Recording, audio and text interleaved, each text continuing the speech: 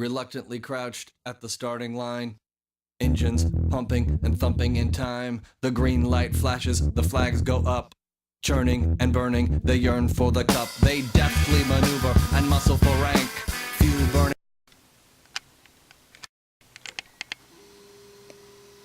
Hello YouTube, and welcome to our third episode of Best RC Racing. Today we will be doing a review of the Helion Criterion. So let's get started. Alright guys, let's get started off with the review. So here is the full two-wheel drive buggy. It ranges in two colors. You can get it in blue or you can get it in red. It comes out to about $200, about $190. But yeah, about $200. But like we know, all RC hobbyists, that's definitely not where it stops. That'd be really weird if it did, because eventually something's gonna break. And I'm not saying that's a bad thing. That's part of the hobby.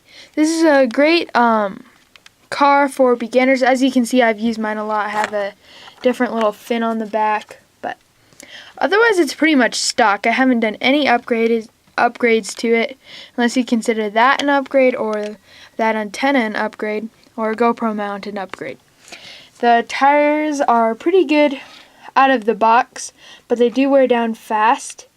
So a good upgrade for tires you could get would be Low C Mini 8s, I believe fit, or Team Associated B5 tires are really good.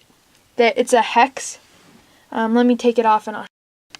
Okay, so the tire comes off really easy with just one simple little nut.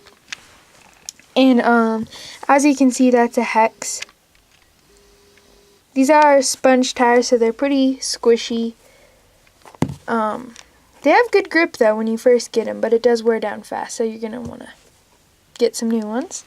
It includes a 540 motor, I believe. Yes, 540 motor.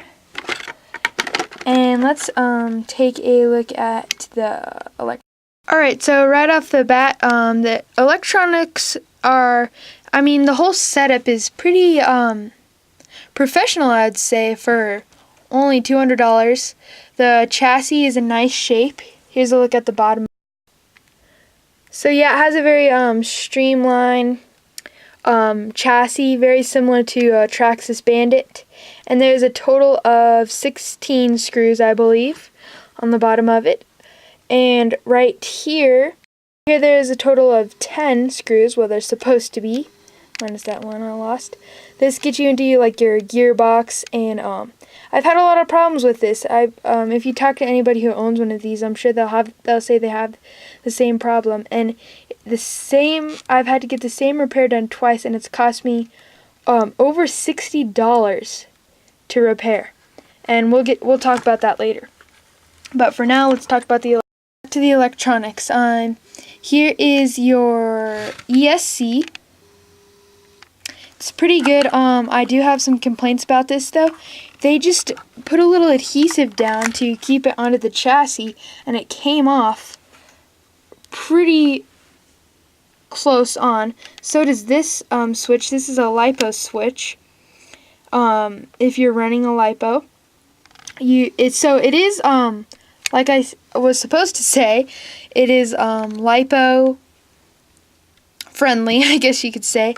Here's the on-off switch, and this part actually came out, so I had to glue it back in from this little thing. It's not a very good design how they have that way over here.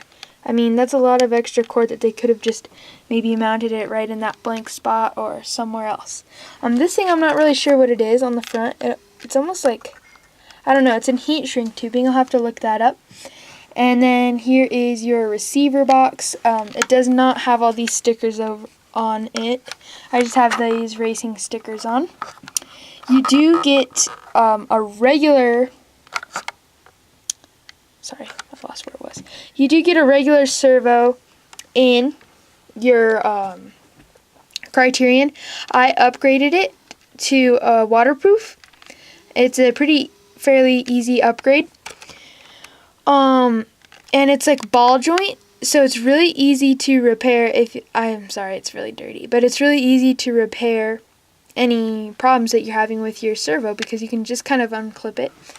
And one complaint I do have, but it's kind of I don't know. I kind of like it, I kind of don't. Everything is pretty much plastic. On the front, these are plastic, and so actually I've noticed that they don't break as much because plastic tends to bounce or bend on impact rather than metal will bend, but then it's really hard to bend back or sometimes even snap. These do snap, but they're a lot cheaper also to repair. They also do put a little piece of metal in your bumper to give you a little more protection. And I think the Traxxas Bandit has that too. Like I said, this is very similar to a Traxxas Bandit. Sorry, I forgot to put my wheel on. This is very similar to a Traxxas Bandit. But it is a little faster, I noticed. I think I also have a different battery in. It takes a stock 1,500 milliamp. And you have your Tamiya connectors. You're going to definitely want to buy a charger because it has a really slow charger included. I will show a review of that charger. And yeah, it has some really good shocks. Stock are amazing. I haven't had to replace them once. And I love it. Another thing I do like about it is the antenna is very short. And so you're getting a little more professional once they have this kind of stuff. We'll also talk about the remote a little later. This is just a cover I have over it, but it's only about that long. So it's really nice. It's really easy to get around. And I really like this buggy. I've taken it on a professional grade track, and I actually did pretty good for my first time with this buggy. It jumps very well, and I'll try and put a video in later. I'm sorry I won't be doing a running video on this review. Alright, let's get into the remote and some others. Alright, so your remote is actually really nice. It has a very professional look and feel to it. Even though it is pretty basic, you don't have any digital LCDs or anything, it still is very professional. It has a flip-up antenna rather than those stupid old like ones that you like pull out that are extendable, that are like come out to like 4 feet long or whatever. The foam is nice and soft. You have these little buttons. These are for your channels. And also trimming. So, but it's just basic, you know, you just got your trimming, channel, and steering. That's pretty much it. It is a trigger pull, like you can tell. Please, guys, put in the comments what this thing is right here. I haven't figured it out. It seems to press in a little bit. It doesn't really oh, it kind of clicks. I haven't figured out what it does yet. I do not know. Ooh, I'm sorry. This camera is super bad about focusing. So yeah, this is the HRS 3.1 radio system. It's 2.4 GHz, which I think stands for gigahertz. And yeah, it has a good long range too. I mean,